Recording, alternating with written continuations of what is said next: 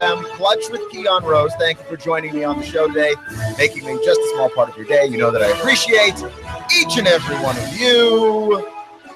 Today is NBA Finals Miss year. It's not a holiday, quite frankly, because the NBA decides to start this thing on a Thursday, right? At least the NBA kind of figures out, like, we're in the summertime, so it really doesn't matter. There's no such thing as a school night. But I don't know. Is there anything more anticlimactic than starting the championship game of your entire sport on a Thursday night? You know, Sunday, everybody's home. It's the weekend. No, we're doing this thing on a Thursday. Okay. I mean, I don't run the league, so you know they don't ask me. They don't consult me ever. They never considered consulting me. I'm just saying it's just never come up. I'm just wondering the logic of starting a championship series on a Thursday. But nevertheless, I will be paying attention to that because obviously this is the most important NBA Finals in the history of NBA Finals. It's the first and only time that any two teams have met 3 years in a row in the NBA Finals, and every version of the NBA Finals has been completely different. And possibly, this is the finals with the most legacy stuff on the line. Are the Warriors actually legitimate? That's a question we have to answer. Are they legitimate? Is LeBron better than Michael Jordan? That's a question we apparently have to answer. My answer has always been, it's been yes for like the last 2 years. I watch LeBron James do things that Michael Jordan could never do. Granted, it is something I do flip-flop on quite frequently because you go on YouTube, you search Michael Jordan highlights, and then you're like, I might be wrong about that. I might have been wrong on that. So I flip-flop on it frequently, but more often than not, you ask me 9 days out of 10 days, I tell you LeBron James is the best basketball player I've ever seen in my life. That's pretty much what I tell you. I saw the end of Michael, granted. I was a child. Here we go. Got some news, by the way. NBA news, actually. Yeah. LeBron James is going to be sitting out game 1 of the NBA Finals. I kid you not. He's protesting the U.S. pulling out of the Paris Accords. So he's pulling out himself of game 1 of the NBA Finals. So there you go. And wait, what was the source on this one? Wow. Ramp Capital 12 minutes ago. 12 minutes ago, yeah. That is insane. So there you go. For a variety of reasons. I'll double check that and get back to you. Okay, yeah. Because if that's true, by the way, there's a bunch of crazy things that have to happen after this. Because there's no way Cleveland beats Golden State without LeBron, right? They were struggling against Boston with LeBron, and I do say struggling in quotes, but like the Celtics were missing a bunch of open shots in that series. They were struggling without LeBron. I mean, you can't go up against the Warriors as Cleveland and have no LeBron. That's just simply not possible. But also, if LeBron actually believes that he can sit out a game in this series and that Cleveland could still somehow beat Golden State, that there will be, I don't know if that is just a strong display of confidence as well, but like LeBron knows basketball. He's a smart guy. He knows that team's lost without him, right? Like he knows that team is lost without him. Like LeBron was playing late in this season, in the regular season, and simply wasn't trying as hard as we know LeBron can try. And this team was lost without him. Well, they struck again. It was fake news. Oh boy. So there you go. Yeah. I was like, man, there's LeBron was protesting that. I mean, because like LeBron is I don't think this is shocking. It's fairly liberal. So like that wouldn't be out of the realm of reason. Wait, a dude in LA is liberal? But I mean, he grew up in Cleveland, Ohio. Okay. Fair enough. Where he currently does his seasonal work. That's all I got anyway. But yeah, scared me for a half second. I was like, this is about to be the worst NBA Finals in the history of finals, and I have to blame Trump and politics. Not a fan. I'm not a fan. And I know that LeBron James, because LeBron did campaign for Hillary Clinton, but like I feel like the Paris Accords are not as important as LeBron's legacy. I have a fairly strong belief in that. But anyway, the question of whether or not LeBron James is better than Michael Jordan is a question that is left to be answered. Also, the hell do we do with Kevin Durant? That is another question that is left to be answered because Kevin Durant is the second best player in the league. Kevin Durant is the second best player in the league. And what do we do with them? Because if they lose, right, like Kevin Durant's not finished as a player. If Kevin Durant goes somewhere else and wins a title, but like this is the best chance. You joined a team that was a 73-win team. You're the second best player on the planet, best pure scorer in the league, possibly. Could it be that maybe you're just not that great? Like that's where we're going to go with that. Klay Thompson has some questions because to date, he has not actually played very well offensively in the NBA playoffs. You have questions with that. You have questions about Steve Kerr, whether they win or lose. Steve Kerr and his back injuries keep holding him back from coaching this basketball team, right? And if they win without him, what does that say? And if they lose, what does that say? I don't know. I have no idea. Granted, the questions with Steve Kerr will have to come up if there's some late game situation that requires a certain level of know-how and Mike Brown fails to execute. Then we'll have the questions. My personal belief is that the Warriors are going to win this in 6 games. I think this is a 6-game series. I think the Warriors win it in 6. I don't fight math. And the Warriors are a better, more consistent shooting basketball team than the Boston Celtics. I watched Cleveland play the Celtics, and I was not impressed. Boston missed a lot of open shots. They did not necessarily execute. And by the way, their best player was injured. I feel like there were some games that Boston was in that Cleveland should have just crushed them, including the game that they lost to Boston. So I'm not necessarily feeling the Cavs in this one. It's hard to bet against LeBron James, but let's be honest with this one, right? I'm not betting against LeBron. I'm betting against all those other dudes. I'm betting against no defense Kyrie. I'm betting against no defense Kevin Love. And I feel like the Warriors are a better defensive unit than Cleveland. It's not even close. And we don't talk about that at all, right? Like we talk about how the Warriors score and how they like to run and how they're the Splash Brothers and they shoot threes. And we don't really spend enough time talking about how good of a defensive unit that team is. That team is lights out defensively, right? As good as you can be in the modern NBA with the modern rules, that team is as good defensively as you could ask anybody to be, the number 1 defensive team in the league.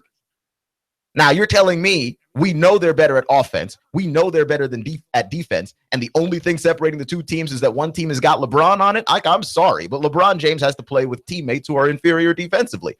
And I don't know how Kyrie stops Curry. I don't know how Love stops Durant or anybody he will be guarding. You can't hide him anywhere. Like you might be forced for long stretches not to play Kevin Love in this series. But then, like, who do you decide to play? Right? Because you know who is a similar size? Kyle Korver, who used to play for Atlanta. Kyle Korver got traded midway through the season to provide 3-point shooting support. Kyle Korver is also, if you recall from him playing down here in Atlanta, an awful defender. So what do you do defensively if you're Cleveland? Because you were about to get roasted alive. If you played any competent offensive unit in the Eastern Conference, and then I think that's the knock on Cleveland. People talk about how weak the East is, and I'm not saying that the East is weak. I'm saying in terms of offensive firepower, that conference ain't got it. That conference does not have it, right? Like consistent offensive firepower, Toronto does not have it. Consistent offensive firepower, Washington's bench does not have it. Consistent offensive firepower, Boston doesn't have it. Outside of Isaiah Thomas, Boston does not have it.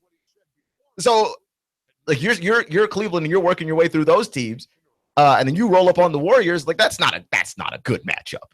That's not a good matchup. I'm gonna go with the math. I'm gonna go with the numbers. I'm gonna follow my eyes and see exactly what it is that they're saying. Clutch with Keon Rose on AM 1240 and 92.7 FM.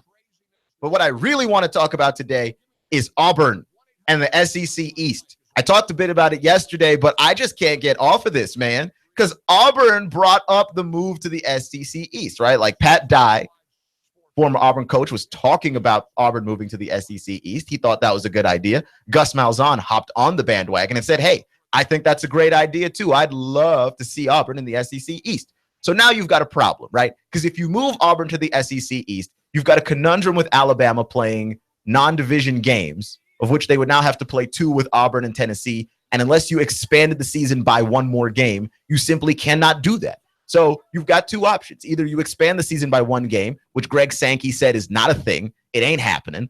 Or your other option is to shuffle Missouri on over to the SEC West, which is possible. Missouri wouldn't like it, but Missouri's not winning football games anyway. So, like, what difference does it make there? My question is, man, who asked you? Because Greg Sankey didn't bring up anything about Auburn moving to the East. No high-ranking SEC official that I am aware of brought up anything ever about Auburn moving to the East. Auburn brought up Auburn moving to the SEC East. They're the ones that brought it up. And it's funny because what it reminds me of is when I was in school. If you are failing a class, and when I was in high school, I was just lazy.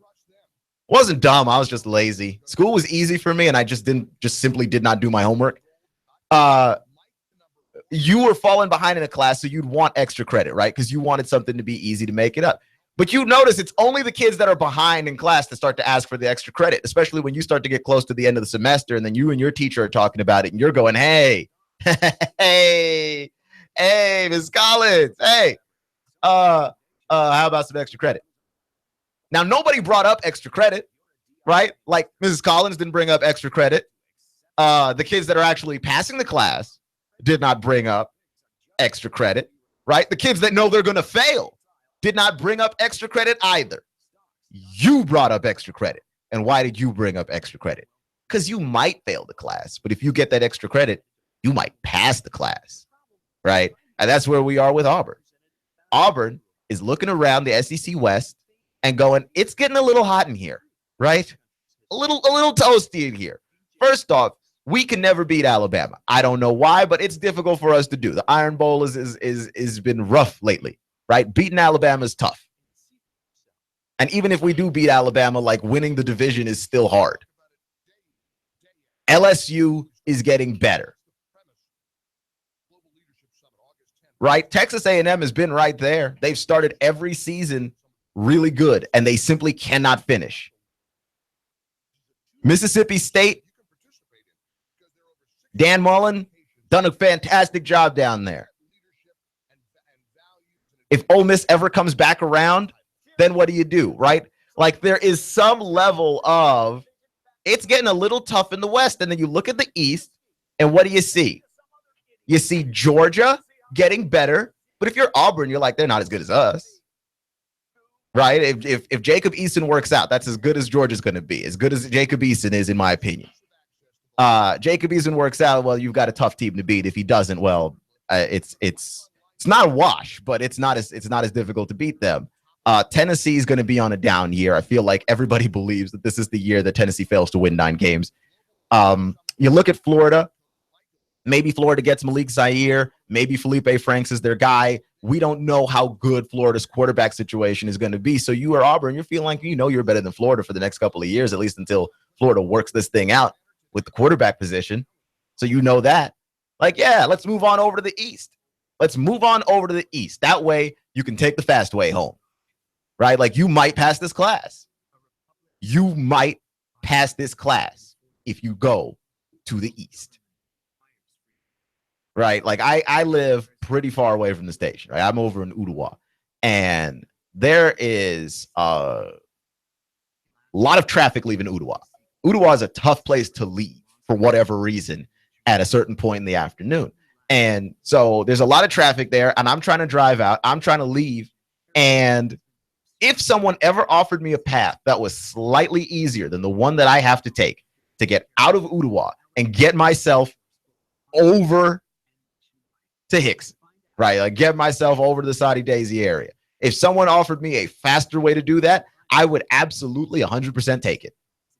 In fact, if I could suggest to the city, just for me personally, a road that I could take to get over here faster, it would be fantastic. However, no such road exists. And no such road exists for Auburn. What Auburn is trying to do is that Auburn is trying to speak into existence something that simply does not exist. Auburn is trying to will into happening something that is not happening. And like every SEC official that gets interviewed about this comes up, they're like, this is a machination of the media. And Gus Malzahn knows this is a machination of the media. Like Gus Malzahn knows better than anybody that the media just made this up. But nobody wants it to be more true than Gus. Nobody wants it to be more true than Gus, right? And my whole thing is with this, I agree with Gus on some level, right? Like I feel bad for a guy that you're trying to fight your way through these divisions and you know your division is the tougher division. I empathize with that. You know it's harder out here. It is much more difficult to do it this way. So my question is, why have divisions at all? Like if you know that the West is that much more powerful than the East and it's that much more lopsided than in the East, why have divisions at all? Why not just have everybody play everybody? I like the way that the Big 12 does it, right? Now, the Big 12 is doing this in large part because even though they are the Big 12 conference, they only have 10 teams. So they play a round robin style. Everybody plays everybody over a series of years. And then the best team just wins the title. Now, I think the SEC has too many teams to have the best team just win the title. But why not have team number 1 and team number 2 in the SEC play in the title game? And if both of those teams are from what would have been the SEC West, then both of those teams are from what would have been the SEC West. That is what it is. Right? Like, I don't have any particular problem with that. Team 1 and team 2 in the SEC play one another. And if you're Florida and you don't really deserve to be there, and you're Georgia and you don't really deserve to be there, then you don't get to be there. Because as it stands right now, Florida and Georgia are the two teams that I think are most likely to win the East. And I don't think that they are better than the top 2-3 teams in the West. Right? Like, why have a division at all? And by the way, I think this about the NBA as well, because the Western Conference in the NBA is tougher than the Eastern Conference in the NBA. The Warriors get there, and the Cavs have basically got to trample through, like, basically nobody. Now, the Warriors got to trample through a few teams that have had injuries, which is why I think one of the reasons why, like, they just swept their way all the way through that, and then they've got the superior firepower. But when I look at what Cleveland has been doing in the Eastern Conference, like, there's no doubt that the Eastern Conference is simply just a weaker conference. It's not like they played Toronto and Toronto was injured. It's not like they played Boston and Boston was injured. Right? They played these teams at full strength and at full health. And they were just that much better because the East is worse. So why not just have the top teams record-wise in the league make it, right? Make it more divisional. Top teams in the league make it into the playoffs. And if you do not have one of the top, how many teams make the NBA playoffs? 16? The top 16 records in the league, you don't make the playoffs. And it doesn't matter if you're East, West, whatever. Get better. Get better. That's about it. Right? Like, that to me is a thing. When I look at college football and I look at the SEC, I see a very similar thing, right? 14 teams in the SEC, top 2 teams playing the title game. How hard is that? Right? Just make it a mini version of what college football used to be. And then even Gus Malzahn would have to agree, like, then I would not have to try and win the West to be in the SEC title game.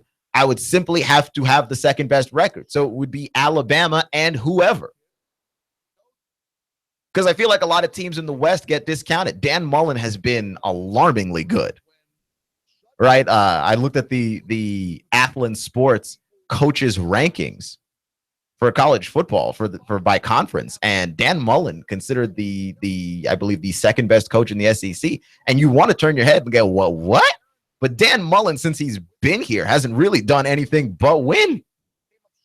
Feel bad for a guy like that because he doesn't really have a chance of winning the West. Not really. Neither does Auburn or LSU, even though we're going to give Auburn and LSU dark horse status. That's what it is. It's dark horse status. Like, you want to be one of these elite teams. And all I understand about Gus Malzahn, and I don't blame him one bit, is that he is looking over at the East and going, that's an easier road. I like the road over there. I know the SEC is not going to go for this, right? Like, they're not going to move Auburn over to the East. Like, there's a 0% chance of that actually ever happening. But if you're Gus Malzahn, you got to try. You've at least got to give that a shot. on some level, you need to give that a go of, well, I don't think that they're going to give it to me, but man, if I can speak this into existence, that will be his greatest achievement as a college football coach, not the title. Is if he somehow talks Auburn into the SEC East and gives Auburn a better chance of doing this. Yeah. Gus Malzahn will be remembered as a hero for that. Clutch with Keon Rose at AM 1240 and 92.7 FM. Hugh Freeze says he's looking forward to this season where they've got NCAA infractions on them. What? Next, Clutch with Keon Rose.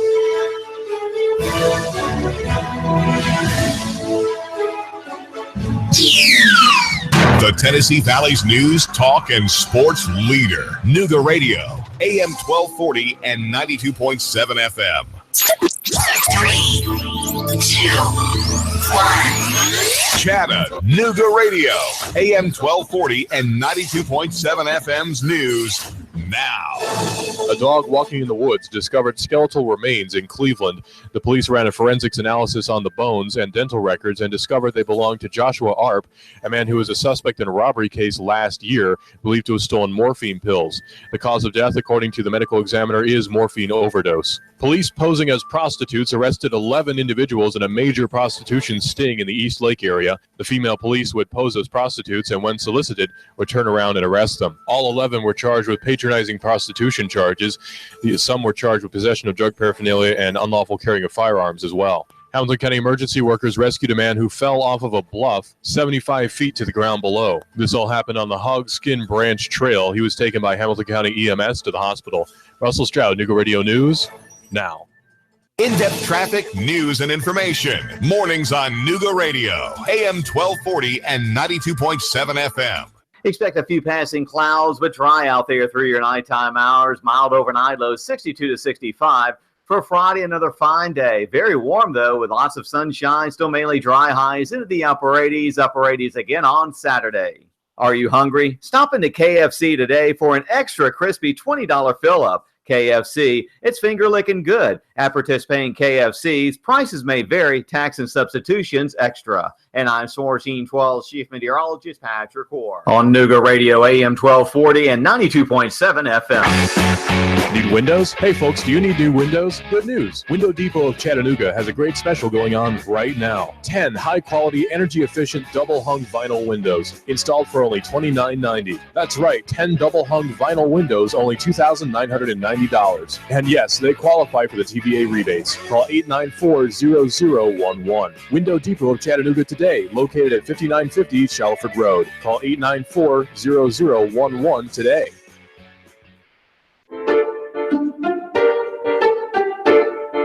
The American dream. Home ownership. Are you building equity for your landlord? Why not build that equity for yourself and your family? Rent No More is a no obligation, no cost program. It's designed to teach you the steps necessary and to coach you all along the path to home ownership. Integrity Mortgage Group is owned and operated by local expert Jeff Woody Woodburn. Jeff has been in the mortgage business for over 15 years. Born and raised right here in the Chattanooga area. Jeff is also known as the Lone Ranger. He's helped countless hundreds. Really eager to help you too. So don't wait. Come on, call Danielle right now. You need to reserve your spot for this exciting, informative event. Space is limited, so call now to reserve yours. It's free. 423-517-8004. 423-517-8004. Call 423-517-8004. Hey, Nooga Radio is proud to partner with Integrity Mortgage Group to bring you Rent No More. Reserve your spot for this exciting, informative event. Space is limited, so call now to reserve yours. It's free. 423-517-8004. 423-517-8004. Call 423-517-8004. Stop building equity for your landlord. Live the American dream. Home ownership with Rent No More. We'll see you there. I have the best steak selection in town. Name of the business is Don's Meat Shop, and I'm Donnie Raines. Just ask for Donnie. I make over 20 different types of sausages. Most of them are great for grilling. We have the best selection, best quality. We have the hard-to-find items. Don's Meat Shop. He stole out so much cash, such a huge mountain of cash, that he's become a national star. Rick Davis. You know the story. Cash, cash, cash, and more cash. People can't believe it. They want to see it. And now Rick Davis has a new TV show. National TV, USA and Canada. He's got the gold and silver, diamonds and rings. You get dizzy just thinking about it. Rick's selling. Rick's buying. Cash, cash, cash, and more cash. And now a mountain of cash catching the Hollywood spotlight. You know where it is. Brainerd Road. Rick Davis, Gold and Diamonds. Cash, cash, cash, and national TV cash. That's really big. Everyone wants to see it. Money flying out the door. Rick Davis is America's jeweler. It's better than Hollywood. It's right here. Cash, cash, cash, and more cash. Rick Davis, Gold and Diamonds. Brainerd Road. You love me. You really love me. The Tennessee Valley's news, talk, and sports leader. Nooga Radio, AM 1240 and 92.7 FM. I'm blowing everything up. We're starting over. I'm doing a new show. I want guys who push it to the middle of the table and go over the top. Take a risk, fail miserably. I'm right, and I'm not wrong, and I'll never back down. Conflict works. Allow it. It's The Herd with Colin Cowherd. Right here and everywhere. Noon Eastern. The Tennessee Valley's news, talk, and sports leader. Nooga Radio, AM 1240 and 92.7 FM.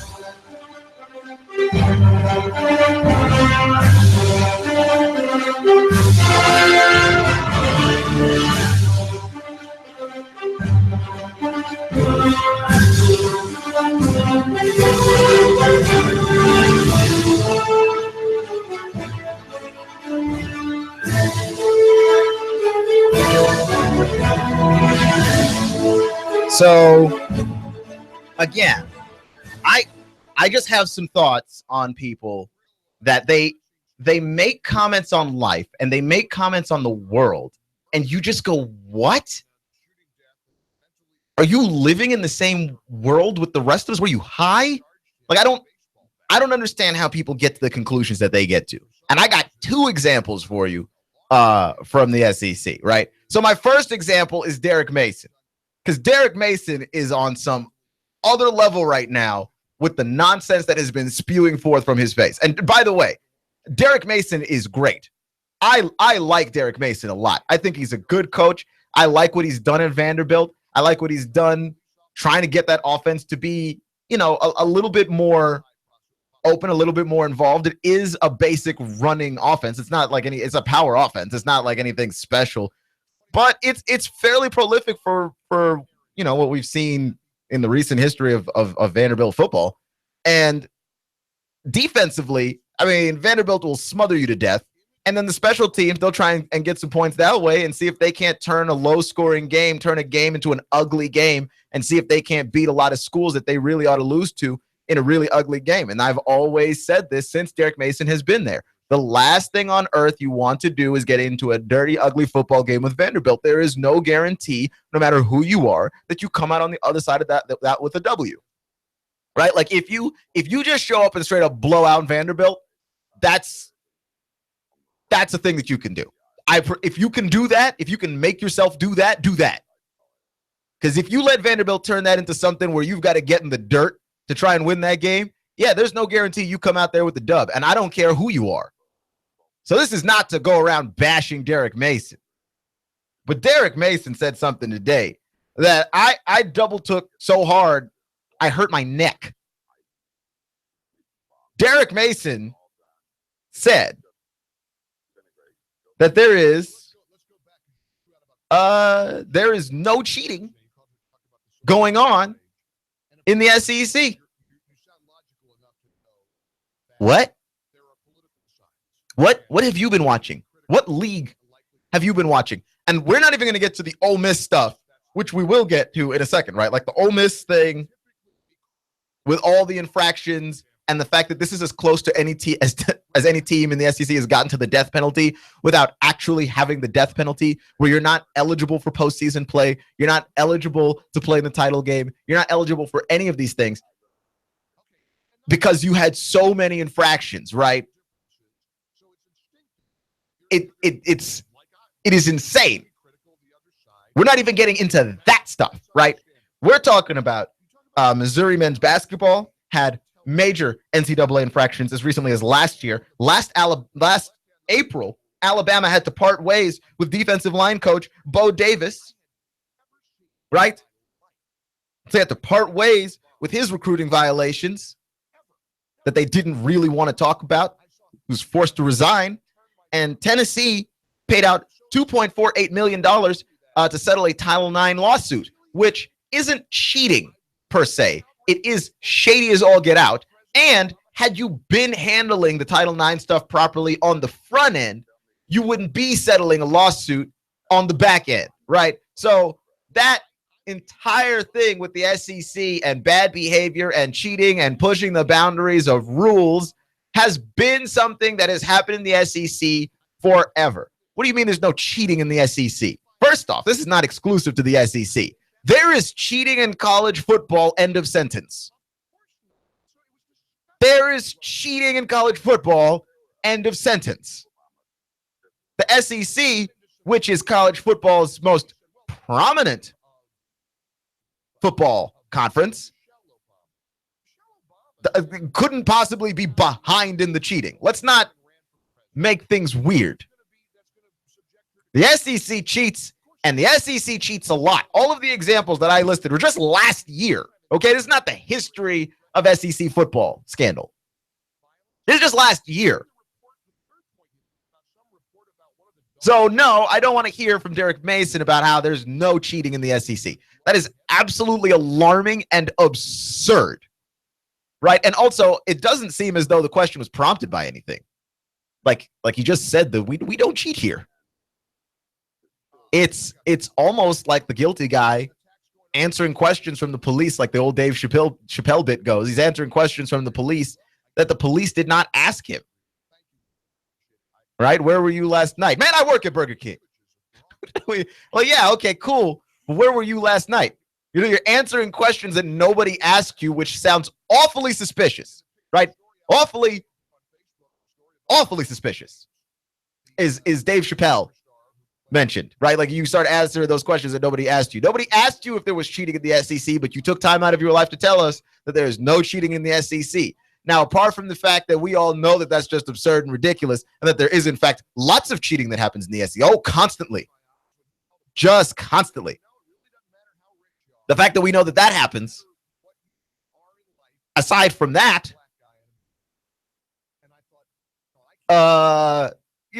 nobody asked you. So now that sounds suspicious. Sounds like you're hiding something there, Derek. I'm not suggesting anything. I'm just asking. Why did you word it that way? Why did you make it seem like you had something to hide? So there's that. And then the other thing that just boggles the mind, just boggles the mind. Clutch with Keon Rose on AM 1240 and 92.7 FM. I'm talking about coaches that don't seem to live in the same reality, in the same real world that the rest of us seem to live in. Hugh Freeze is talking about this upcoming season and how, in a weird sort of way, he's looking forward to it. He's looking forward to a season in which his team cannot compete for a title. He's looking forward to a season where his team cannot compete in postseason play. He's looking forward to this season. It's not so bad. And I don't want to know what bizarre cocktail of drugs Hugh Freeze was on when he said that, because I am assuming that it was a bizarre cocktail of drugs. There's no way. Like at least LSD or something, man. Because how do you come to that conclusion? How do you come to that conclusion? You can't compete for anything, and you can't compete for anything because your school was caught cheating. Your school was caught violating multiple major NCAA sanctions. I mean, how is this a good outcome for you? How in any way is this a fantastic result? And then I thought about it a little more, and then I was like, no, Hugh Freeze might be onto something. Hugh Freeze might be onto something because Ole Miss struggled a lot last year. And now Hugh Freeze is in the ultimate no-pressure situation.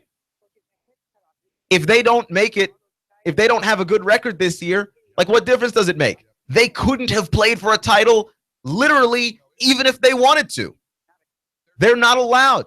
They couldn't have played in a bowl game again, literally, even if they wanted to. they're not allowed because they're serving a punishment for cheating.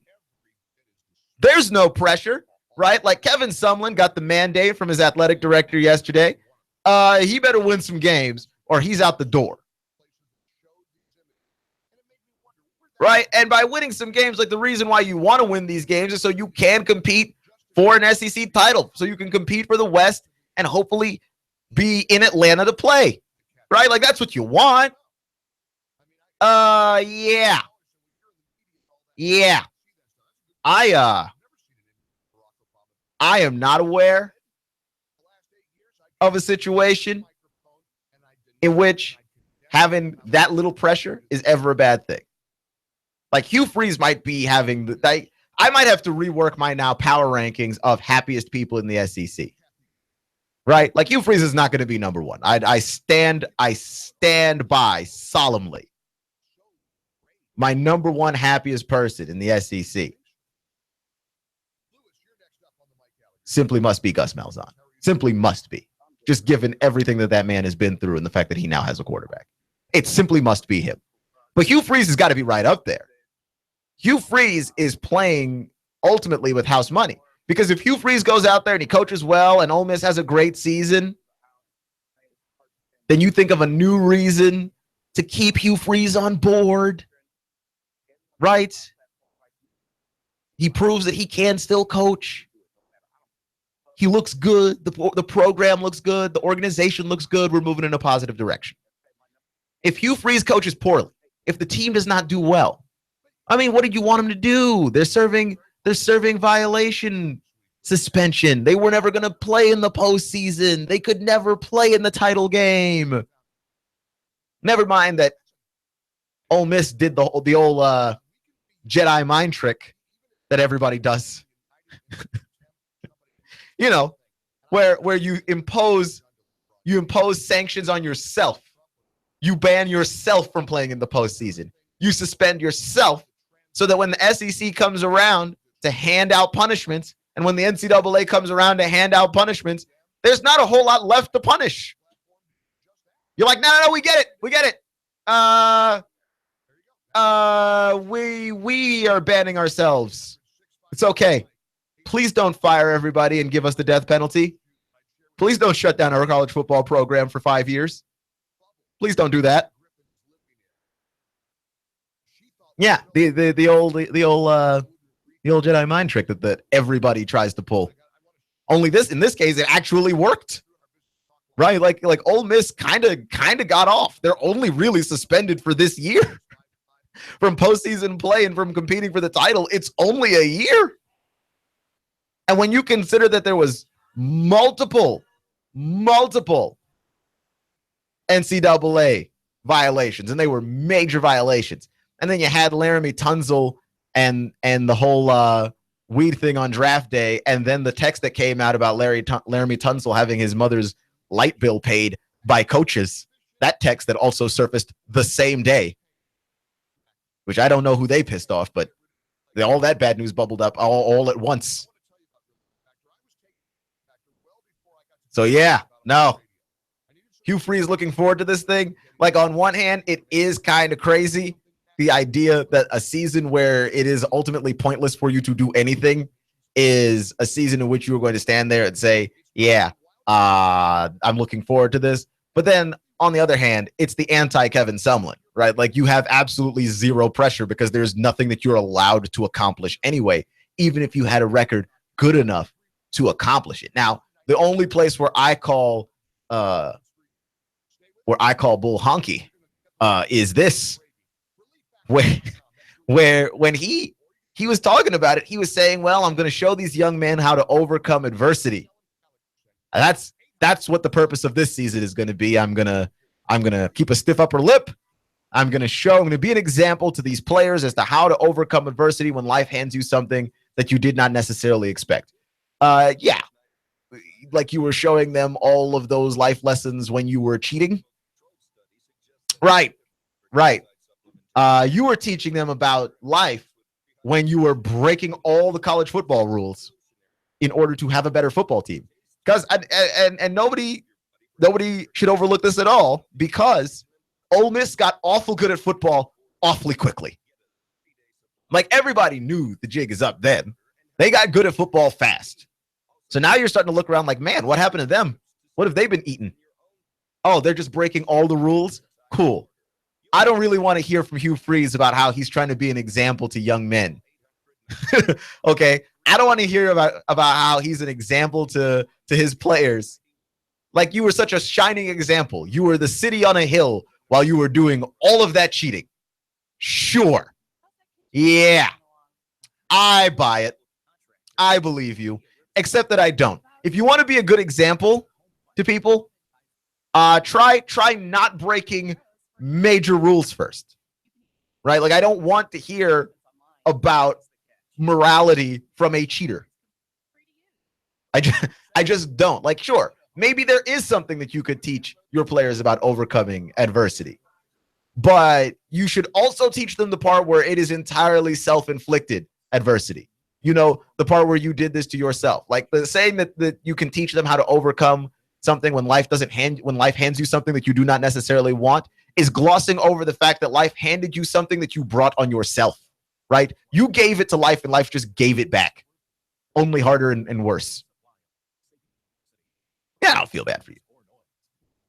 I don't feel bad for you. Clutch with Keon Rose on AM 1240 and 92.7 FM. Is Butch Jones underrated? I feel like Butch Jones might actually be underrated, and he doesn't help himself, right? Anytime you hear Butch Jones in a post-game presser, in some kind of interview, first off, the number of cliches that he uses is doubtful that he actually said anything with all of the words that he was using. It is highly, highly doubtful, right? Just cliche after cliche. It's an army of cliches, right? Like Butch Jones is right there in it is what it is category. And at the end of the day,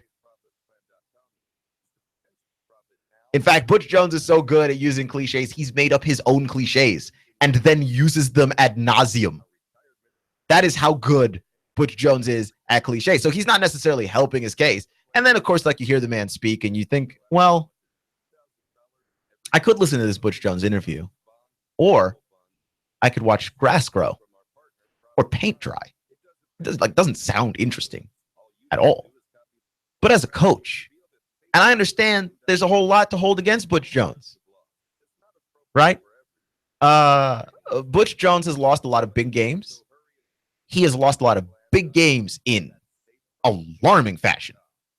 Late games down the stretch, Butch Jones is sometimes atrocious. Like, you just wonder what on earth the man is thinking when it happens. Like, you really have to question it, because I don't know what he's thinking. I have no idea.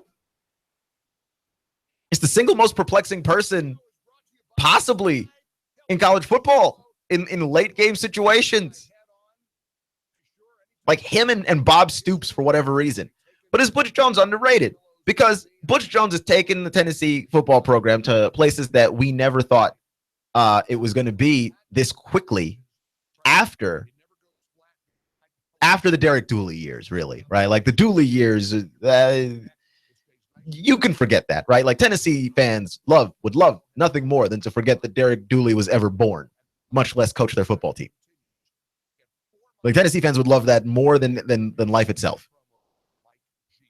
But he existed. And here's Butch Jones, and has had Tennessee in relevant college football conversations for the last few years. And he's prepared to have a down year, right? Like, this is going to be a down year for Tennessee, no matter how you look at it. But Butch Jones has won almost 40 games in his time here at Tennessee, 18 games over the last 2 years. And I'm not saying get satisfied with that. I'm not saying settle for that. But I'm saying if I told you during the Derek Dooley years that there was a coach that could do that, right? And you didn't know about Butch Jones yet. We went back in a time machine, and I told you back then there was a coach that would do that for your football team, and I didn't name who it was, you'd take it, right? Like, you'd absolutely take that. He's got 6 players in the NFL draft, right? Like, he's been a very solid football coach. Now, I feel like promises were made to Tennessee fans that were not necessarily lived up to. But I also feel like those promises are not Butch Jones's fault. Like, Butch Jones was not the guy that promised that Tennessee was going to win the division last year. Not the guy that promised that Tennessee had a chance of even winning the conference last year. Some people had Tennessee in the college football playoff in the top 4. Colin Cowherd had Tennessee at 4 in his college football rankings at the beginning of the season. Right? Like, people who know college football really thought Tennessee was going to do well last year, but none of that stuff came out of Butch. If anything, Butch did the opposite. Butch was trying to downplay the hype. Butch was trying to hide from the hype. A lot of promises got made to Tennessee fans, but Butch was not one of the guys making those promises, right? Now, anytime you've got a big recruiting class, a big-time recruiting class, you've got a team that's been steadily winning more and more games every year. Like, there is an expectation that just naturally comes from fans. And when that expectation is not lived up to, that is somehow worse. And I'll give you an example. When you watch nature documentaries, do you understand that most of the audio from a nature documentary is either made by a Foley artist or recorded by another animal after the fact? And they just sync it up? Because it's hard to mic animals. Like, you're not just going to walk up to a tiger and just put a microphone in its face. It's hard to record sound on animals. Most nature documentaries that you watch, every good one you've ever seen, the animal sounds are not real. And that makes most people very disappointed, but like, they never promised that it was real. Like, you're still watching a movie. And I feel like that's where we are with Butch Jones. Like, there was some expectation that Butch Jones was going to be great and not simply good. Like, Butch Jones is good. He never promised that he was great. We did that to him. Clutch with Keon Rose on AM 1240 and 92.7 FM. You're listening to Nooga Radio. And anyway, we can't get rid of Butch Jones. He's got a double-digit buyout in his contract. We're stuck with that man for a while. Clutch with Keon Rose. Next.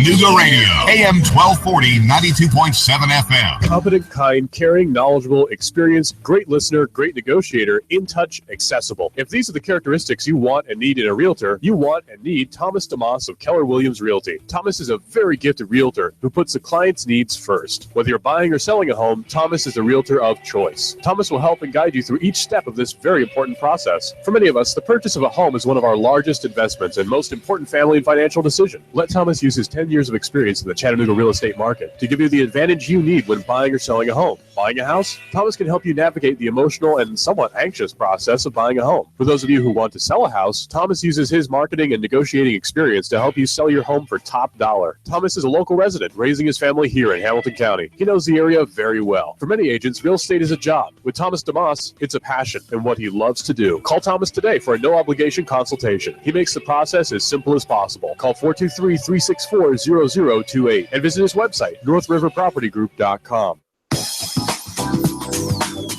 Picture that curl of steam rising from your fresh-made pizza. And in a flash, let it take you aloft, teasing all your senses. I'm talking about Jet's Pizza. If you eat out at Jet's in Hickson or take home your steaming deep dish square pizza, you'll love Jet's. They use only the best ingredients in a family recipe. Also try the cheesy bread, wings, chicken, or bread with bacon, antipasta or Greek salad. Jet's Pizza at Buy Low near the S-Curves. Open till 10 p.m. Sunday through Thursday and 11 p.m. Friday and Saturday. You can order online or have it delivered. jetspizza.com. That's jetspizza.com. Or call them now. They'll have it ready when you get there. 757-1616. That's 757-1616. Jet's Pizza, the best pizza in town. 3600 Hickson Pike. Life is short.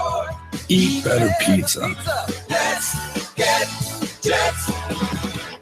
Final expenses, funeral cost, cemetery lots, unpaid medical bills, probate cost, debts. Debts are due and payable upon death of debtor. Will these costs produce a burden and hardship on your loved ones? Who will be responsible? How will they handle them? These costs can total many thousands of dollars, only compounded greater with the grief of losing a family member.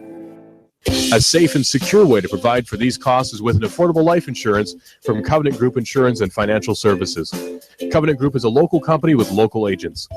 Covenant Group still makes house calls. Covenant Group only represents A-rated companies. With many options to offer, Covenant Group can accommodate almost any budget. Great discounts for good health and plans available for impaired risk. Call today for a free, no-obligation consultation in the convenience of your home.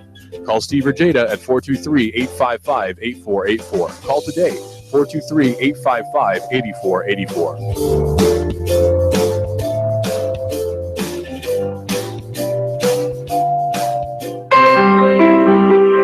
Are you looking for a gospel-oriented, covenantal, family-friendly Reformed church? Dayton Reformed Presbyterian Church is a body of Christ-centered believers gathering for worship on the Lord's Day from around southeastern Tennessee. Our congregation is reformational in its outlook. It has a traditional worship service regulated by the Word of God. Prayer, singing the Psalms, reading God's holy Word, teaching, preaching the Bible, the administration of the sacrament. Dayton Reformed Pres, committed to the authority of the Bible as the inerrant, infallible Word of God. As Westminster Confession of Faith directs every Christian, we aim to glorify God and enjoy Him forever. As a Reformed church, our purpose is teaching and preaching the gospel, making and training disciples of Jesus Christ, taking dominion for our Lord's sake by applying God's holy and perfect law to every area of life. We would be honored to have you join us for worship. Dayton Reformed Presbyterian. This Sunday morning at 11 at Dayton Community Chapel, 184 Mulberry Avenue, Dayton. Click DaytonRPC.org. Click DaytonRPC.org. 184 Mulberry Avenue, Dayton. It is Eric Jones hard into the outside wall, and they are still 3 and 4 wide. It looks like we're racing at Talladega. Caution flag is out. It looked like Denny Hamlin was trying to get by Ricky Stenhouse. Got into the back of Ricky at the line. Man, that's a close one. Matt Kenseth wins stage 1. Green checkered flag is out, and Brad Keselowski has won stage 2. Dale Earnhardt Jr. into the wall. That will bring out the caution. Caution waving once again. And again, it's Dale Earnhardt Jr. involved. Oh, trouble. Ty Dillon has gotten turned to the inside of the racetrack, and Clint Boyer has just nailed him. Matt Kenseth falling back, the field storming by. Something wrong. Now we see sparks from Kenseth's Toyota. Larson chucks him off. Coming off turn number 2. Nose to tail. Now it's Logano to the high side in 3. Joey Logano, a winner here at the Richmond International Raceway, here at Live on Chattanooga's official NASCAR radio station. Nooga Radio, AM 1240, 92.7 FM. The voice of NASCAR.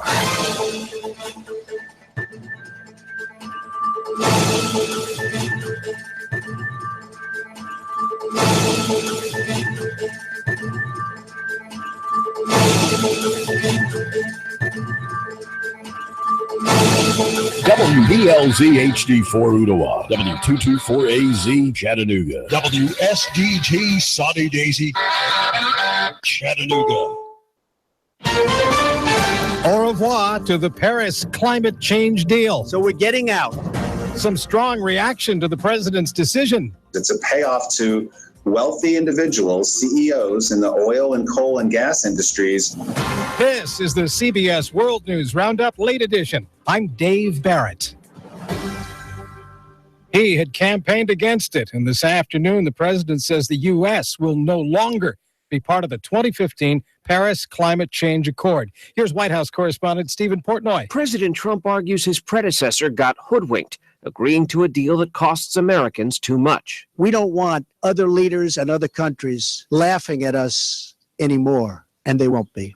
They won't be. In triggering a pullout from the landmark agreement, Mr. Trump says he'll work to strike a new deal that's fair to the U.S. As someone who cares deeply about the environment, which I do, I cannot in good conscience support a deal that punishes the United States, which is what it does. Stephen Portnoy, CBS News, the White House. This is Steve Futterman. Those opposed to the president's action were quick to speak out, saying they are ready to fight back. We're building an alliance with mayors, with governors, with prime ministers. Michael Bruin is executive director of the Sierra Club. One of those governors is California's Jerry Brown. California, we're all in, ready for battle, and while our president may be AWOL in the battle against climate change, we're not. Also part of the opposition, the mayor of Pittsburgh. He tweeted that his city will follow the guidelines of the Paris Agreement. That's after the president mentioned that city this afternoon at the White House. I was elected to represent the citizens of Pittsburgh, not Paris. French President Emmanuel Macron spoke a short time ago and said, there can be no renegotiation of the Paris Accord. This evening at the White House, shame! Demonstrators showed up. We shouldn't have to wait until Mar-a-Lago goes underwater before this president starts understanding climate change. Another reaction to the climate change decision, former President Obama said in a statement that the administration joins a small handful of nations that reject the future. And billionaire Elon Musk is pulling out of 2 presidential advisory councils. He says climate change is real. Leaving Paris is not good for America or the world. Changes are coming at the Environmental Protection Agency. There's word that EPA staff will be cut there, with employees being offered buyouts. Checking Wall Street today, the Dow reacted positively. The industrials were up 135 points and closed at 21,144. The NASDAQ gained 48 points, and the S&P was up 18. Now this. If you're a CPAP user, soap and water cleaning may leave harmful bacteria, viruses, and mold that can make you sick. That alone will keep you up at night. Until now, SoClean.com is the world's first and only automated, hands-free CPAP cleaner and sanitizer. SoClean kills 99.9% of all CPAP germs without soap, water, harsh chemicals, or even equipment disassembly. And now you can try it risk-free for 30 days. Call 1-800-912-7630. SoClean changed the CPAP experience for the better. My health has improved. It's simple to use, and I'm not worried about infections. SoClean's revolutionary design makes it easy to clean your CPAP and protect you against CPAP-related illnesses. Plus, SoClean works with all popular CPAP devices to clean them in minutes. It really is that easy. Don't risk your health. Call SoClean.com now to try it risk-free for 30 days. Call 1-800-912-7630. This offer won't last. Call now. 800-912-7630.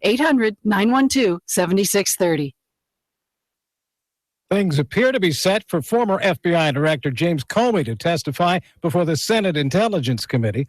An open hearing is set for a week from today with a closed-door session to follow, and, says CBS's Steve Dorsey, it'll be the first time we'll hear from Comey since President Trump abruptly fired him last month.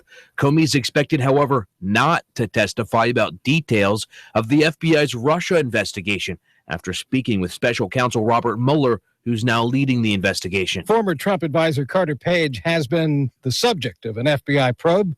Page denied colluding with the Russians. Across the board, no. And he told CBS this morning, a vast majority of what's been out there from the get-go is completely false and misleading. Overseas, no terrorism in the Philippines. A botched robbery in Manila where gunshots were fired at a casino. Minor injuries when guests stampeded out. The gunman was killed. Cops recovered a backpack full of stolen casino chips. You're listening to Chattanooga Radio, AM 1240 and 92.7 FM's news now. A dog walking in the woods discovered skeletal remains in Cleveland. The police ran a forensics analysis on the bones and dental records and discovered they belonged to Joshua Arp, a man who was a suspect in a robbery case last year, believed to have stolen morphine pills. The cause of death, according to the medical examiner, is morphine overdose. Police posing as prostitutes arrested 11 individuals in a major prostitution sting in the East Lake area. The female police would pose as prostitutes and, when solicited, would turn around and arrest them. All 11 were charged with patronizing prostitution charges. Some were charged with possession of drug paraphernalia and unlawful carrying of firearms as well. Hamilton County emergency workers rescued a man who fell off of a bluff 75 feet to the ground below. This all happened on the Hogskin Branch Trail. He was taken by Hamilton County EMS to the hospital. Russell Stroud, Nooga Radio News, now. In-depth traffic, news, and information. Mornings on Nooga Radio, AM 1240 and 92.7 FM. Expect a few passing clouds, but dry out there through your nighttime hours. Mild overnight lows 62 to 65. For Friday, another fine day. Very warm, though, with lots of sunshine. Still mainly dry highs into the upper 80s. Upper 80s again on Saturday.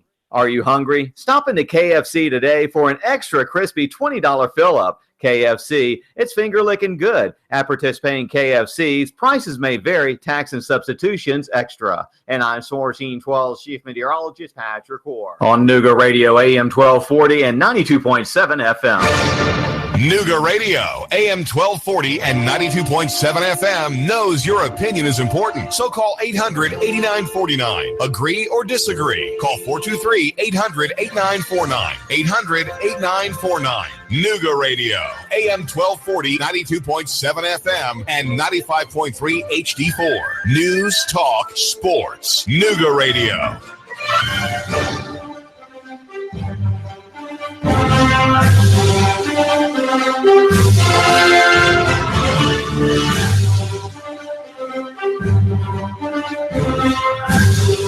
Hello, Chattanooga.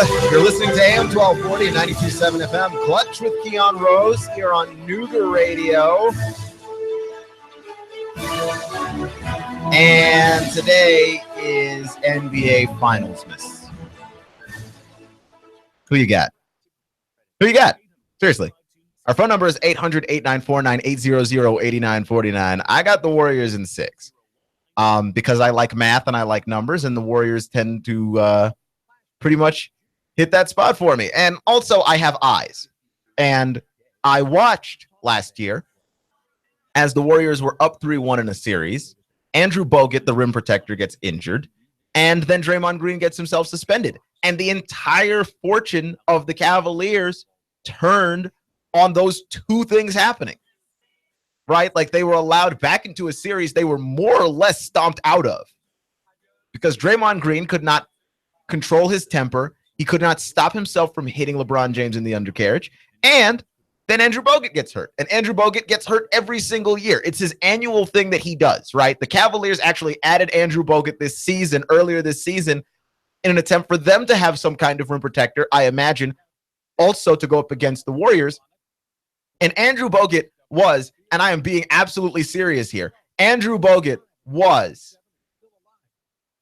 a Cleveland Cavalier for precisely 45 seconds before he got injured. Guy gets injured every year. It's just a matter of when. With the Warriors, it was at the most inconvenient time in the NBA Finals, but you could argue it was equally as inconvenient for Cleveland because Cleveland is like, yeah, we got ourselves a rim protector off the bench, a guy who could probably defend the rim against Steph Curry, who is surprisingly good there, defend the rim against Kevin Durant, who we know is really good there, defend the rim against Draymond Green, mess with the Warriors psychologically a little bit because, you know, we have their guy, we have their former teammate. No, Andrew Bogut was in 45 seconds. He was a Warrior for precisely 45 seconds. And then he was done. So what do you do? Right? Like, what do you do if you are Cleveland? Because like that to me is not the biggest blow of the season, but like it's one that we're not necessarily talking about because it was 45 seconds long. Andrew Bogut's Cleveland Cavaliers career, but I'm just saying that that matters because there isn't anybody that's going to stop the Warriors from getting to the basket against Cleveland outside of LeBron, and LeBron can't guard everybody at once. Right? We talk about LeBron's ability to guard everybody on the floor, but LeBron is only one guy, and there are 5 Warriors. So I look at this and I go, I like math, I like numbers, and I like the team that has more stars. Like, you could argue your way into saying, you know, it's equal. It's not equal. It's not equal.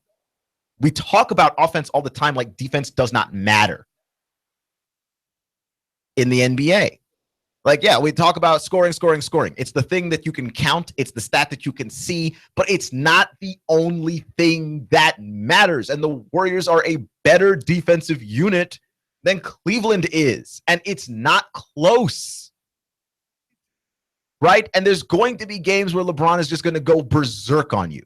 You cannot stop LeBron James every game of a series, right? Like, it's impossible. It's not possible. There are just going to be games where LeBron just absolutely demolishes you. And there are going to be games where you get lit up by Kyrie. But you know what's overwhelmingly going to happen in this series? Golden State's going to shoot really well, and they're going to shoot a lot of open shots because Cleveland's bad at defense, because Kyrie's bad at defense, because Kevin Love is bad at defense. And if you force them to play the players that they have that are good at defense, Cleveland, you know what you find about those players? They're bad at offense, right? That the players that they have that are good at defense are alarmingly bad at scoring points. Like Amon Shumpert is typically in any other series unplayable, except you might actually have to play him because he's a great defender. Amon Shumpert is bad at scoring points. He's really bad at scoring. How do you mitigate that? You can't have a team on the floor against the Warriors that's bad at scoring. That's insanity. Right? I'm not saying that these games are going to be blowouts, but I am saying that the better defensive and offensive team ought to be the team you choose to win, right? Highest offensive rating in the league, highest defensive rating in the league, higher field goal percentage from three. Everything mathematically says Golden State wins this series. Right? I'm not going to be ridiculous like some people and go, oh, it's a sweep. They're going to win in 4 games. They're going to win in 5 games. Because that's just idiotic. Like, you're just going to have to give LeBron 2, okay? That's how good he is. Have some respect. But six games, I think, is a reasonable amount of games to expect the Warriors to win this series in large part because they are so good both directions. I don't ignore defense like a lot of other people on the radio. Like, just absolutely just forget about defense. Like, yeah, how are they going to match up with Kyrie? Score on him. That's how you're going to match up against Kyrie. How are they going to match up with Kevin Love? Score on him. Okay? What do you think? LeBron's going to score all 110 points? He might. He might have to. He might have to. I mean, good grief. Basketball is not all about scoring because there's no such thing as a sport that's all about scoring. Like, that's the excuse that I've been hearing run out there. Colin's been running out that excuse. Stop it. The NBA is not all about scoring because there is no such thing as a sport that can be all about scoring if the goal of a defense is to stop scoring. Right? That's like saying baseball is all about hitting. Yeah, it's all about hitting. Well, if I have a great pitcher who can stop you from hitting, then that matters too. This is the most illogical arguments being used out there. You got to twist yourself into some kind of pretzelry to explain and rationalize how it is that Cleveland's going to win this series. Now, I will say this. If the series goes long, it favors Cleveland, right? Like, if it goes 7 games, it favors Cleveland. Because that means something happened for this to not be wrapped up quick. If the series is short, it's probably the Warriors, right? Like, you would say the 4 games, 5 games, that's Golden State. 6 games could also be Golden State, but 6 games could be Cleveland too, and 7 games could be also Cleveland. I'm just choosing Golden State in 6 because I have eyes, and I like to use them to see things that I find to be particularly obvious. Clutch with Keon Rose on AM 1240 and 92.7 FM. I'd like to jump back to some college football really quickly because I've been going through some stuff, right? I look at Malik Zaire as a guy that could really turn around the fortunes of the Florida Gators. As of this moment, I have picked Georgia to win the SEC East. And I'm not backing away from that. But if Malik Zaire goes to Florida, like, I don't see how I cannot strongly consider Florida as Florida continues to win the SEC East. Every year we do not pick them, and they have been doing so with subpar quarterbacks, injured quarterbacks, right? Luke Del Rio. I mean, it's pretty insane what Florida's been able to do down there with Jim McElwain. Jim McElwain is finally on the verge of having himself a for-real quarterback, right? He either is going to have himself a for-real quarterback in Felipe Franks, and then he'll just have to fight through the growing pains, or he's going to have himself a for-real quarterback in Malik Zaire, depending on what the SEC decides to do with their rules regarding graduate transfers at this SEC spring meetings. All right, like, you've got the rules to take into account there. I'm a very big fan of Malik Zaire moving over, but I think I fell into the YouTube trap because a large part of my sports consumption comes from YouTube. Okay, if I want to know how good a player used to be, I look at YouTube, right? And I'll give you an example. anytime I doubt myself on how good Michael Jordan was, I just look up Michael Jordan in YouTube, and boom, I have instant evidence that Michael Jordan is probably the greatest basketball player that ever lived. Anytime I start getting into my mathematical mode where I look at the numbers and I compare LeBron's numbers to Michael's numbers, and I go, yep, LeBron's better than Michael. I go to YouTube, I search Michael Jordan, and then all of my analytics just get blown away by my eyes and what they see, which is Michael Jordan just doing a lot of crazy stuff seemingly all the time, right? There are 2.5 hour highlight videos dedicated to Michael Jordan and everything he's done. And I said, and I watch all 2.5 hours because I am a nerd. It's really all it is. Got nothing better to do with my life. But anyway, if I want to know how good was Kevin McHale, because people act like super teams are this new thing that happens in the NBA. Like, oh, the Warriors, they're a super team, and Boston had a super team, and LeBron went down to Miami, and it was a super team. Like, super teams happened in the league before. Super teams just happen in the league more organically. That's what we're mad at. We're not mad that super teams exist. We're mad that they didn't happen organically. Because when you look over at the Celtics and you look at Larry Bird and Robert Parrish and Kevin McHale, I looked up some Kevin McHale videos today. Kevin McHale's the best post player of all time outside of Hakeem Olajuwon, right? Like, Olajuwon is the gold standard. And then Kevin McHale's the silver standard. Okay, like, Kevin McHale is right there. Who is better under the rim than Kevin McHale? Kevin McHale's pump fake was legitimately the most terrifying thing to look at. And it worked because he had a step back jumper that was also vicious. Look it up, right? So I consume a great number of things on YouTube in order to find out exactly what things were like, which is why people are like, oh, yeah, you didn't watch the NBA in the 80s. No, don't you old man me. I have the internet, and I could see the sports. I can watch the same games you watched. Don't old man me. But also, I don't pay any attention to Notre Dame football, right? All I know is Malik Zaire is a quarterback with some college football experience, and I looked him up on YouTube, and behold, Malik Zaire looks like a really good college football quarterback. He's got the legs and the mobility. He's got a very strong arm. If you get him in the right system, I'm sure he'll be a good fit, and I'm sure he'll fit into whatever it is that Jim McElwain's doing, because it's not like Jim McElwain's had one solid quarterback to work with anyway. I thought, well, Malik Zaire makes Florida instantly better, but I'm not so sure about that. Malik Zaire is a guy that never really started at Notre Dame, right? And I was going through and I was looking at his stats, and I realized, yeah, Malik Zaire didn't play in very many games, right? As a sophomore, he played in 5 games where he threw 35 passes the whole season. As a junior, he played in 2 games. He threw 40 passes the whole season. As a senior, he played 8 games. He was 11 of 23, 47% passing.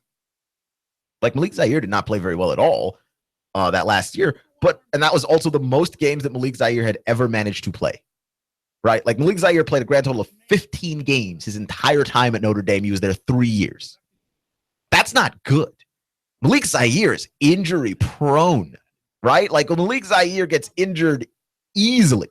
Now, he's coming down to the SEC. Let's say the graduate transfer rule gets changed. Malik Zaire gets to go down to Florida. He joins the Gators. Okay, and Jim McElwain, who, by the way, pretty much only deals with quarterbacks who get injured for whatever reason, right? Luke Del Rio still rehabbing that shoulder and trying to come back from that. I'm not so sure that this is the guy that Jim McElwain wants. I really am not. Because Malik Zaire gets injured incredibly easy. He's one of the most injury-prone quarterbacks I think I've ever looked at. Because I looked at it and I was like, well, why wasn't Malik Zaire able to beat out Deshaun Kaiser? Why wasn't Malik Zaire able to beat out Everett Golston? And it's not that he was not able to beat out those guys. It's that he could not stay healthy enough to compete against them. He could not stay healthy enough to stay on the field. And that's a fantastically huge problem when you talk about the SEC and a lot of the defenses here in this conference, in this league. Like when you look at a lot of these defenses, they'd love nothing more than to get their hands on a quarterback that breaks easily. Nothing more. How is that a good idea? Right? Like, how on earth is that a good idea? No idea. None. Like, I would, if I still take Malik Zaire if I'm Florida, but like, I'm not necessarily under this delusion that Malik Zaire necessarily makes us that much better. Malik Zaire might not be with us halfway through the season. To the point where if Malik Zaire finishes an entire college football season, I'd be floored. I would be shocked. Because in his entire college football history, he's played 5 games, 2 games, and 8 games. So there's not even a discernible we're trending upwards to more healthy. He played 5, then he played 2, then he played 8. And it's crazy because the season that he played 8 was, as far as passing goes, his least accurate, worst season. He's thrown 6 touchdowns the entire time that he's played college football. He's been playing college football for 3 years. Right? And I'm not saying like, okay, Malik Zaire does not necessarily make Florida better, because I still think that he's a good quarterback compared to what they have, right? I'm not one to run out the freshman quarterback if I don't have to. If you've got the freshman quarterback and everybody else on that roster is just straight up garbage, yeah, you might want to run the freshman out there. You might want to take a look and see what it is that you have. But if you don't have to, if you think Malik Zaire can hold down the fort, then by all means, go ahead and do that. But don't expect Malik Zaire to be some kind of savior, because he's not that. Right? Dude played a grand total of 15 games his entire college football career. Always injured. I haven't been watching Notre Dame, so I would have known that if I had watched them, but they were pretty bad last year. So there's no real reason to sit down and watch 4-8 football team. They were pretty awful. I remember being interested in them early on in the year. They were better the year before. Right? Well, like we talk about Deshaun Kaiser. Deshaun Kaiser is rough. He's raw. He's an unfinished product. And it doesn't matter because Malik Zaire could literally not stay healthy long enough. He couldn't. And I don't know that you want to look at this guy and go, he's the answer at quarterback for us. When, especially if you're Florida, all that you have dealt with is injured quarterbacks. That's been the history of Florida football. Injured quarterbacks. And the recent history of Florida football, rather. Injured quarterbacks. Haven't solved their quarterback problem since Tim Tebow. Malik Zaire is a stopgap at best. Man, if you can get Zaire, have him. But I don't know how you do that much worse if you've got Felipe Franks.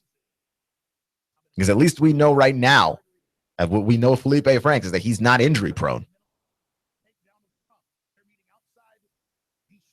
So it's so weird. It's so weird to have this strong push for the guy. 15 games in 3 years, 6 touchdowns, 3 years. The year in which he played the most games, 47% passing. Now, granted, part of that is accounted to, at least in my opinion, Brian Kelly, and Brian Kelly just doing weird quarterback stuff, because Brian Kelly has a short hook. When quarterbacks don't play well, he yanks them out.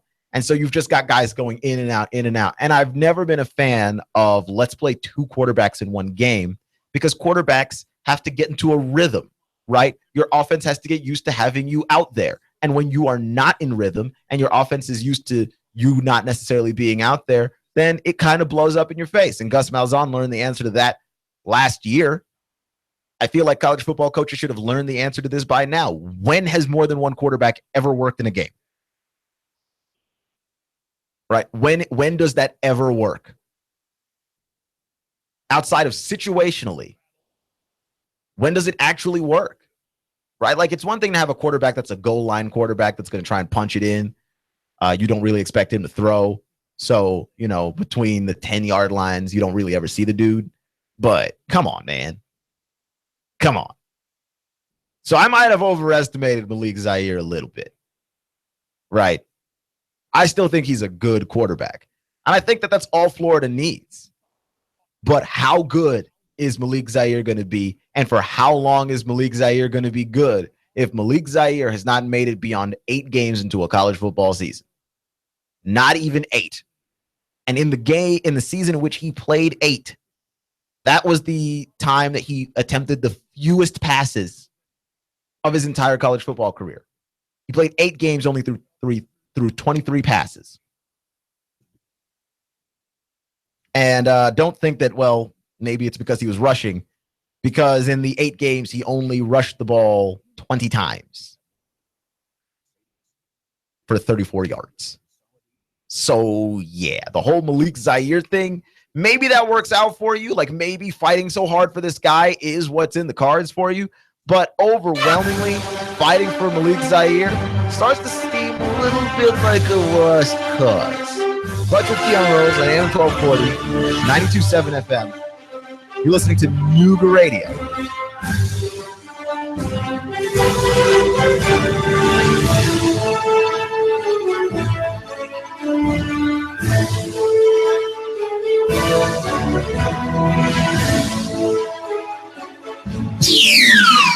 The Tennessee Valley's news, talk, and sports leader. Nooga Radio, AM 1240 and 92.7 FM. 3, 2, 1. Chattanooga Radio, AM 1240 and 92.7 FM's news now. A dog walking in the woods discovered skeletal remains in Cleveland. The police ran a forensics analysis on the bones and dental records and discovered they belonged to Joshua Arp, a man who was a suspect in a robbery case last year, believed to have stolen morphine pills. The cause of death, according to the medical examiner, is morphine overdose. Police posing as prostitutes arrested 11 individuals in a major prostitution sting in the East Lake area. The female police would pose as prostitutes and, when solicited, would turn around and arrest them. All 11 were charged with patronizing prostitution charges. Some were charged with possession of drug paraphernalia and unlawful carrying of firearms as well. Hamilton County emergency workers rescued a man who fell off of a bluff 75 feet to the ground below. This all happened on the Hogskin Branch Trail. He was taken by Hamilton County EMS to the hospital. Russell Stroud, Nooga Radio News, now. In-depth traffic, news, and information. Mornings on Nooga Radio, AM 1240 and 92.7 FM. Expect a few passing clouds, but dry out there through your nighttime hours. Mild overnight lows 62 to 65. For Friday, another fine day. Very warm, though, with lots of sunshine. Still mainly dry highs into the upper 80s. Upper 80s again on Saturday. Are you hungry? Stop into KFC today for an extra crispy $20 fill-up. KFC, it's finger-licking good. At participating KFCs, prices may vary, tax and substitutions extra. And I'm Source 12 Chief Meteorologist Patrick Hoare. On Nooga Radio, AM 1240 and 92.7 FM. Need windows? Hey folks, do you need new windows? Good news. Window Depot of Chattanooga has a great special going on right now. 10 high-quality, energy-efficient double-hung vinyl windows installed for only $29.90. That's right, 10 double-hung vinyl windows, only $2,990. And yes, they qualify for the TVA rebates. Call 894-0011. Window Depot of Chattanooga today, located at 5950 Shalford Road. Call 894-0011 today.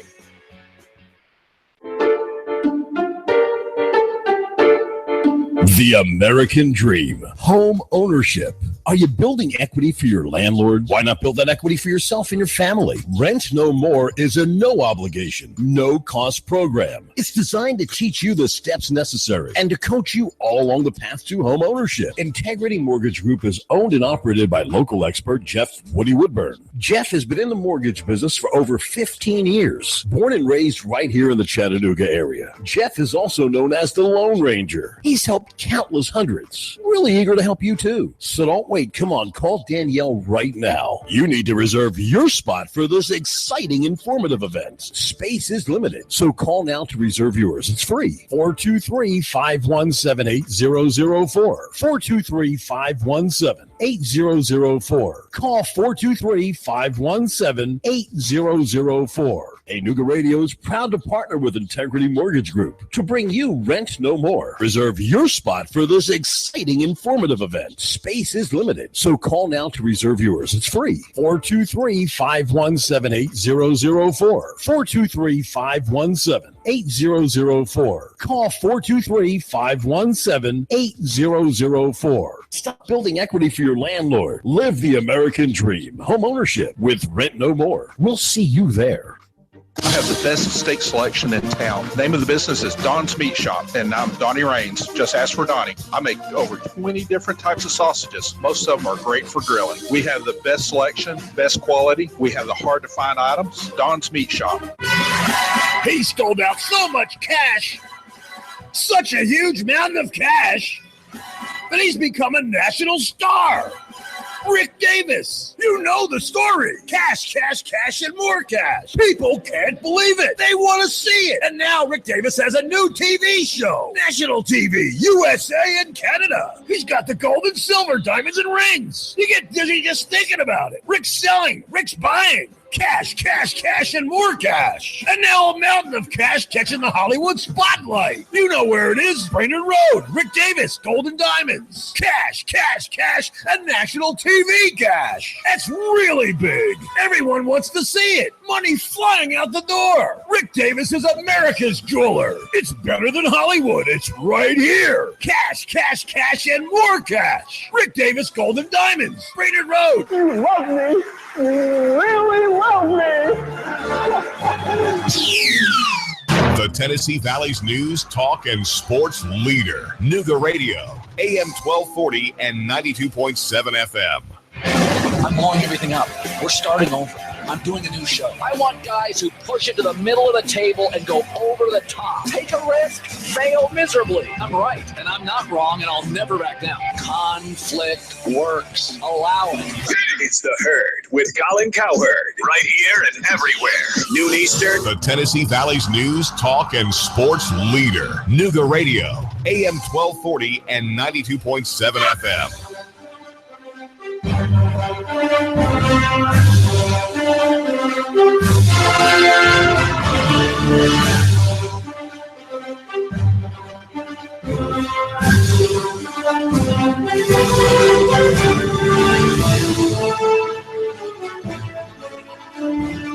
Watch with Keon Rose at AM 1240 and 92.7 FM. And, you know, the LeBron thing still kind of is messing with me. Story where you have to force race into sports, which I have been accused of doing before, even though I don't do that. It pretty much just comes to me. This one, you don't even really have to try.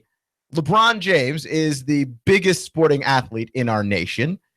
And, you know, someone went to his house and painted the N-word on his house. Here's LeBron.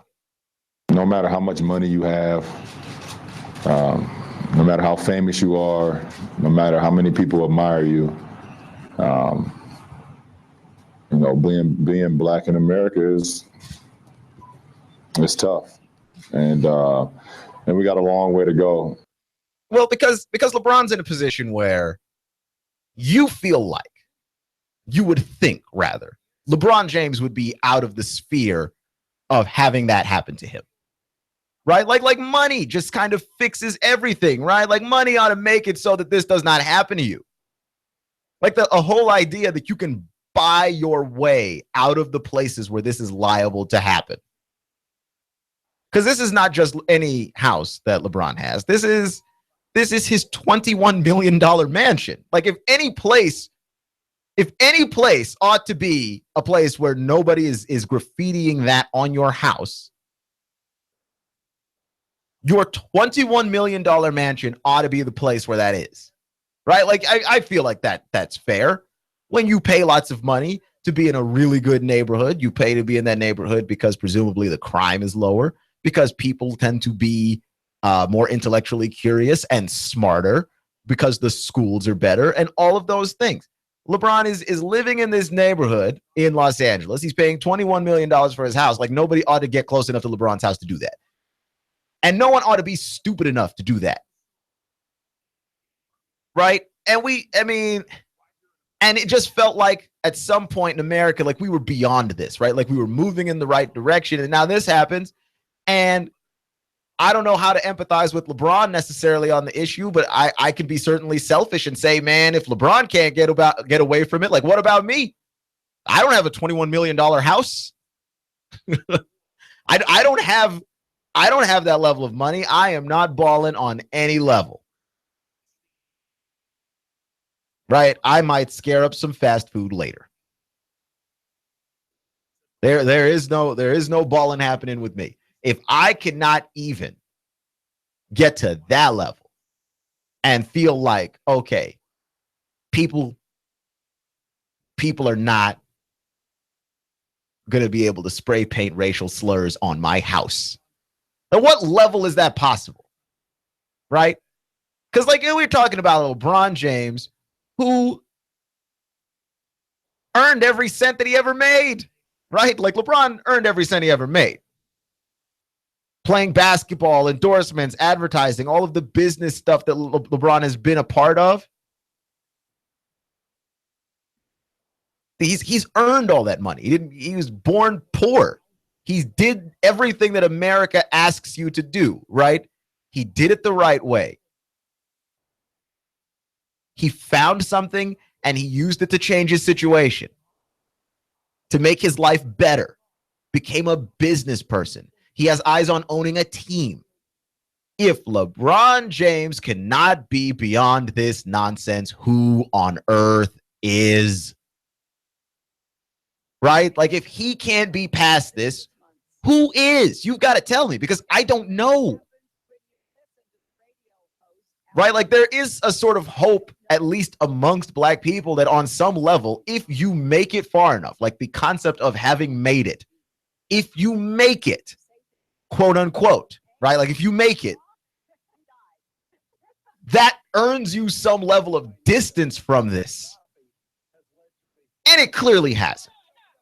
It clearly hasn't. Because LeBron is like one of the most successful people in America. If you made a top 10 list of most influential people in this country, you'd have to put him on the list regardless of trade, right? Regardless of craft, you'd have to put him on the list. He's the biggest sports star that our country has. He's the best basketball player on the planet. If LeBron James is not beyond this nonsense, who is? And will we ever be past it? I mean, that's ultimately the question that we have because it's 2017, man. It's not 1960. 2017. We should be beyond this. Right? It's insane. And it's happening in Los Angeles, in liberal California. Like, are we just not going to escape this? Is that what this is? Like, we just have to always know in the back of our minds, like, yeah, we're always going to have to overcome that. We're always going to have to look past it or look around it or look away from it in order to find a way to just keep on going. And I'm not trying to complain about anything because I feel like my life in America has more or less gone pretty well. Right? I have had some problems with racism in my life. I have not overwhelmingly been persecuted. I've not overwhelmingly had to face people calling me things, though it has happened once or twice. And I just, I chalk it up to people being ignorant. But there is a certain level of ignorance that ought to go away when a guy does everything that America asks. You pull yourself up by the old bootstraps, as they say, and it still happens to you. And you're LeBron. And you live in a neighborhood in which you own a $21 million house, and this is still happening to you. Like it's not okay. And I don't know what we do to change that. Because I thought that we were changing that. I thought we were heading in the right direction on that. And I don't want to use this to say apparently not, but we didn't go as far as we thought. I can tell you that. And we've got ground to cover. The thing that I'm fortunate for is at least, his family wasn't there. He wasn't in the house at the time. But that's where you have your family. That's where your wife and kids are. You don't want that stuff on your house like that. Like that should absolutely not happen in modern America. Absolutely not. Right? It's one thing for there to be jokes. I don't really have a problem with jokes. This is not a joke. And it's not funny. And all it does is show me how far we are from where our goal is. Like our end goal of, yep, we're all equal here. Yep, we're all treating each other like people here. That I understand that it's human nature to look at the differences of one another and pick each other apart for our differences, our racial differences, our sexual differences, our ideological differences. But man, like when you see it in action, it's still so jarring. And the other jarring thing is about it, I didn't really see it all over the place like I thought I'd see it, especially in the sports media, actually. I saw it a lot in the news media. I saw it covered by NBC. I saw it covered by CBS News. But in the sports media, like, it feels a little uncomfortable to talk about it. It ought to feel uncomfortable. It's a wrong thing that happened. Right? We don't seem to have any problem talking about other stuff. But man, we get on that racism and people are just scatter like roaches when the lights turn on. It's unbelievable.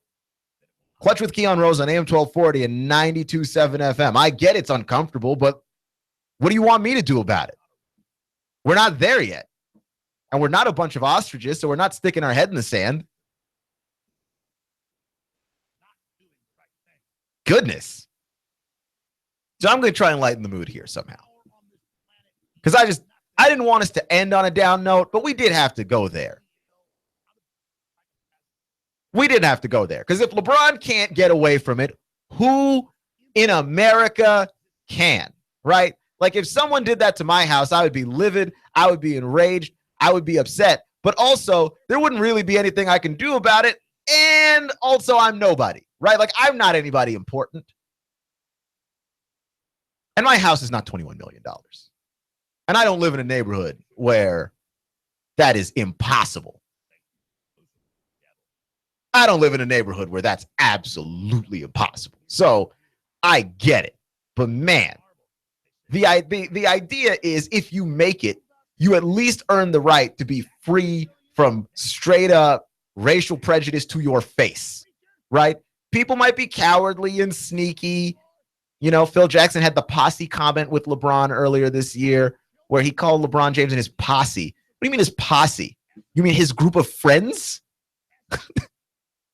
What kind of gangster thugs something are you trying to imply there, sir? What do you mean his posse? You mean his friends? He's a business person. LeBron owns businesses, right? What do you mean posse? LeBron's never been in a gang a day in his life. He dresses nice. What do you mean posse? But when you see, like when racism shows up, like you expect it to look like that. Like that to me is the stuff that I'm like, okay, that's the stuff that America's got left. And you kind of brush your hands and go, that's all we've got left to work on, the subtle stuff. And the subtle stuff, I mean, that's tough, but that's like a sign that people aren't trying to do this on purpose. And then you've got someone just spray painting the N-word onto his house. Like just legitimately, let's just go racial slur right at your front gate. Sure, why not?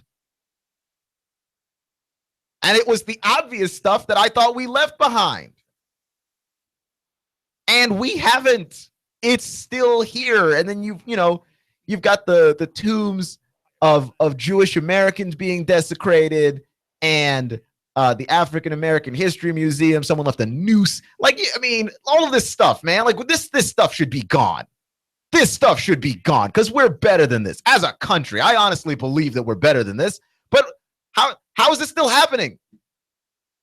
And how is there not enough of a big enough stink being made about it and enough shame being dispensed out about it that people know that this is just unacceptable? It is unacceptable behavior, and no one ought to stand for it.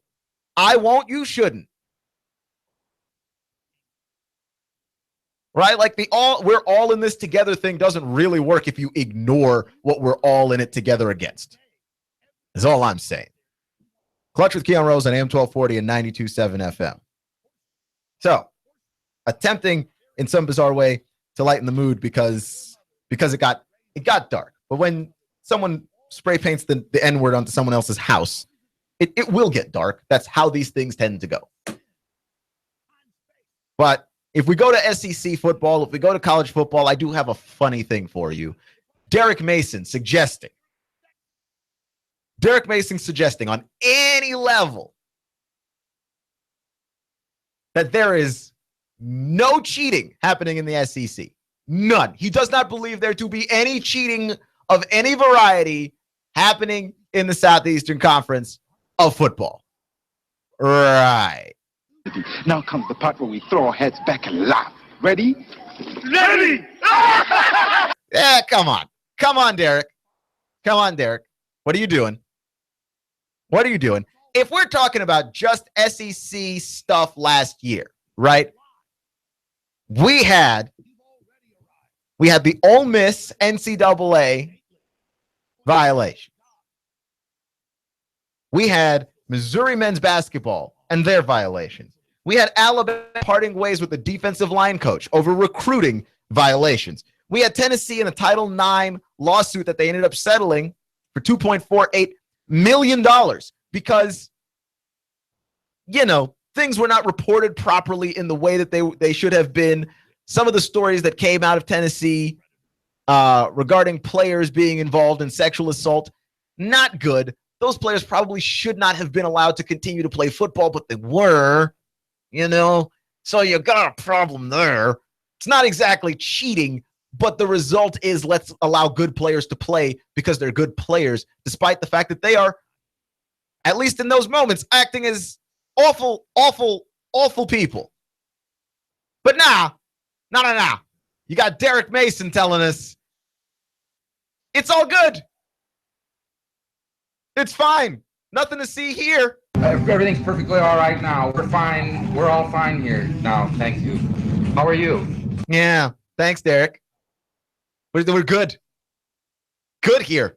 Nothing to see here. We're fine. What are you guys up to later? No, there's cheating that's happened in the SEC, and it's been happening for years. All the stuff I just mentioned is all last year's stuff, right? We'll have a whole new list of things that involve cheating in the SEC this year, and you go far enough back, you'll find that every school in the SEC at some point has cheated. Not a problem, by the way, that's restricted simply to the SEC, but to suggest that the SEC is not involved in cheating of any kind, while there are violation, suspensions, and sanctions being served by Ole Miss for stuff that happened last year. I mean, how naive are you trying to be, and how naive do you think we are? It's unbelievable, really. And speaking of Ole Miss, Hugh Freeze is talking about how absolutely in no way is this a really bad year of college football. In fact, he feels pretty good about it. Hugh Freeze feels very fine about the way things are going this year. In a weird way, he's looking forward to the challenge. Well, let me guess. Let me look through what the challenge is here. You have no pressure to go to a title game. You have no pressure to make the postseason. You even really don't have any pressure to actually recruit because a lot of your scholarships got taken away. So you just have no pressure all the way around. Oh, the surprise here is that it's a good year for you. Aha. Right. Of course it's a good year. Everybody wants a job with zero pressure whatsoever. If you had a job that you went to that 100% of the time, no matter what it was that you did, you got paid, that'd be a great job too. Even a good job, even a bad job is a good job if you can't get fired. Right? Like that's kind of the issue with government jobs, right? Like a lot of government jobs, it is incredibly difficult to get fired. Like as long as you don't do anything really bad, you tend to just kind of keep your job forever. Like you just don't get fired. That's a great job. Here's Hugh Freeze having at least one season of college football where he really can't be fired. He's playing with house money. He wins no matter what he does, right? If he has a bad season, well, first off, they were distracted by the fact that they were having all of these suspensions that they had to serve. And then, you know, they couldn't make it to the title game anyway.